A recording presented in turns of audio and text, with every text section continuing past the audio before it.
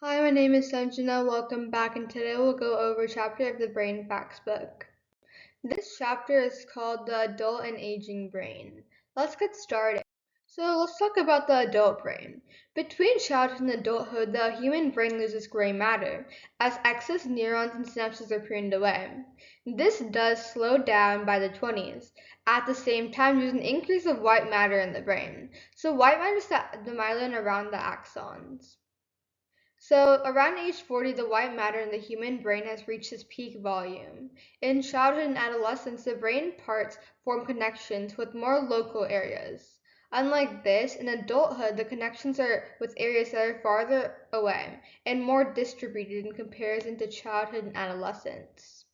In adulthood, areas of the brain are more fully developed. One particular area is the prefrontal cortex, which is important for cognitive functions. So when you're an adult, you have better control than in your teenage years. There's two types of intelligence that peak during adulthood. So the first one is fluid intelligence. So fluid intelligence, which includes abilities like solving problems and identifying patterns, peaks around age 30. Whereas crystallized intelligence, which deals with vocabulary, knowledge of facts, increases about age 50. This image shows how the myelin is wrapped around the axons, and the myelin is the white matter in the brain. Now let's look at how the brain changes during aging. First is cognitive change. Subtle changes in cognition are normal as a part of the aging process, with memory decline being the most common. But not all memory is affected. In fact, non-declarative memory, learned skills stay intact like we learned in Chapter 4. This is like knowing how to ride a bike or tying one's shoes. Some studies suggest that slow decline starts as early as age 30 in working memory. That's the ability to hold a piece of information in the mind and manipulate it. For example, remembering a phone number. Next is structural change. The total brain volume begins to decline when people are in their 30s and 40s, and at a greater rate in their 60s. This is the thinning of the cerebral cortex. Thinning is especially pronounced in the frontal lobes and parts of the temporal lobes. Finally, we have neuronal change. The aging of the brain undergoes numerous changes during the synapses at this time. It's proven that dendrites can shrink. With increasing age, the branches of these dendrites become less complex. This could impair neuronal communication and contribute to cognitive decline. The amount of neurotransmitters and the number of the receptors might also decline with age. So why does the brain age? Your brain is one of the most metabolically active organs, demanding around 20% of the body's fuel.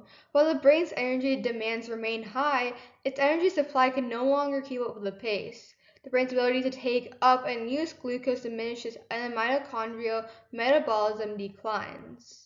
There's also immune dysfunction. The microglia, the brain's resident immune cell.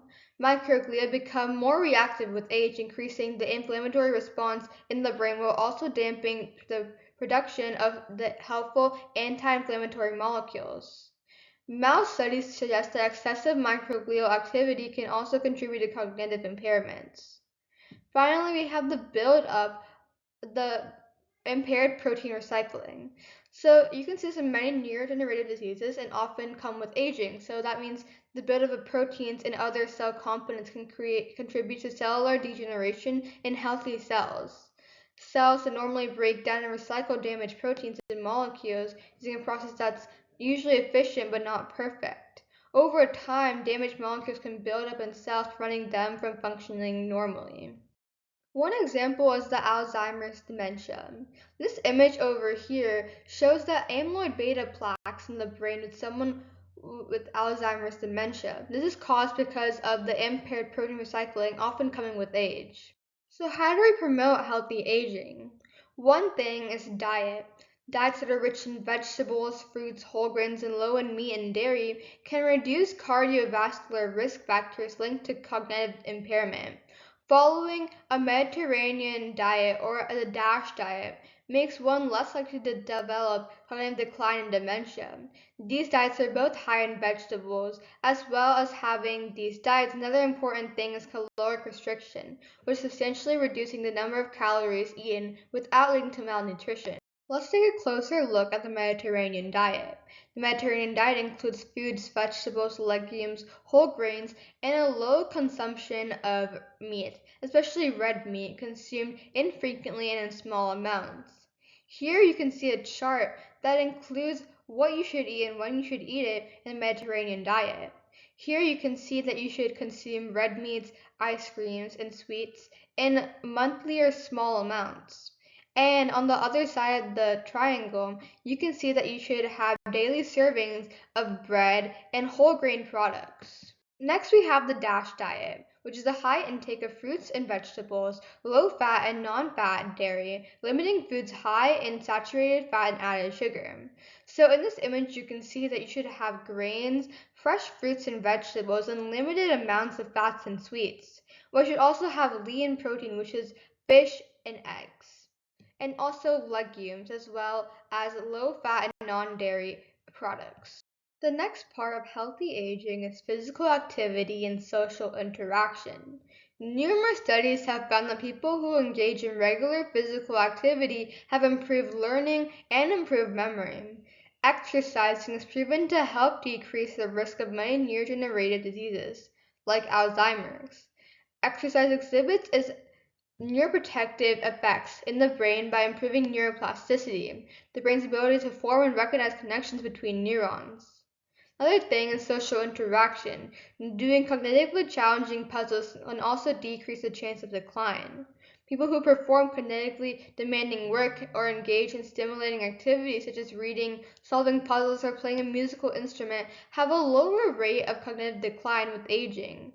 An active social life has also been shown to be beneficial for cognition as we age. That sums up the end of chapter 8.